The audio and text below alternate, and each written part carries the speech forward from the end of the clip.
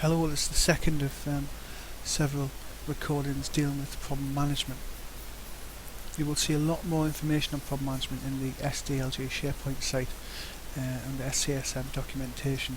There's quite a beefy document on problem management. You need to read it. It does explain the process, why it's a bit more in depth in incident management, because obviously problems are an unknown cause of one or more incidents. Therefore, it could be more deep-seated. The cause could have been around for a long time before it's identified. This recording mainly deals with how to close problems, how to roll up any problem investigations, and the effect on linked incidents. The beauty behind SCSM is you can link many incidents to one underlying problem, which you then raise as a problem. Once you've conducted the problem investigation and identified the cause, you can either resolve the problem, which will then resolve any linked incidents to that problem, no matter how many, or it could result in a change request, which could be a change to software, processes, procedures. Then we hand over to our change management specialists in the blue team for that, I would expect. Anyway, this is how to resolve the problem.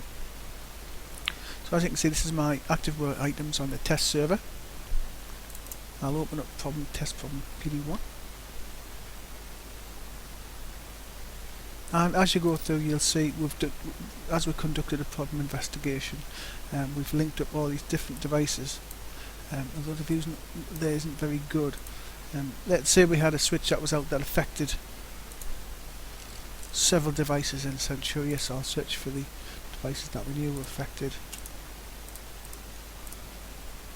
Okay, add them to the problem itself, and then we build up a big web of information relating to this particular problem, as well as two or more incidents. Remember from the last recording, you can link the incident to the problem through the incident, or you could pull them in from the problem itself. Okay, so they're all the related items. If we had any attachments that we needed for that, we could drop it in there. All we're going to do though is we're going to resolve the problem. So click on the resolve task over on the right, if you've got the rights to do this. Go to resolution, and the error description has already been put in. You can put this in as part of an ongoing problem investigation. Okay, switch was out in Centuria floor 2 switch room. There are no workarounds because obviously the switch is the switch for these devices. No MPR is needed.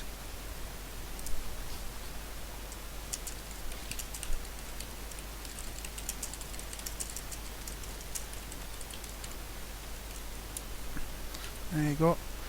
We know what caused it, but as to who was to blame, that's another matter entirely. Okay, so what you can do is click on that checkbox, auto resolve on incidents associated with this problem, and all the incidents in related items will be resolved at the same time.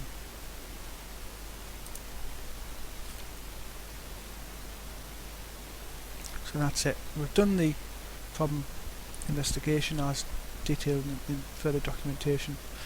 We've worked out what was affected by the underlying cause, and we've accounted for that in the investigation. Click on that. Okay, let's just wait for this view to refresh. As I say, on the test server, it's not as fast as the live server, and the problem is resolved. As we wait a few more seconds,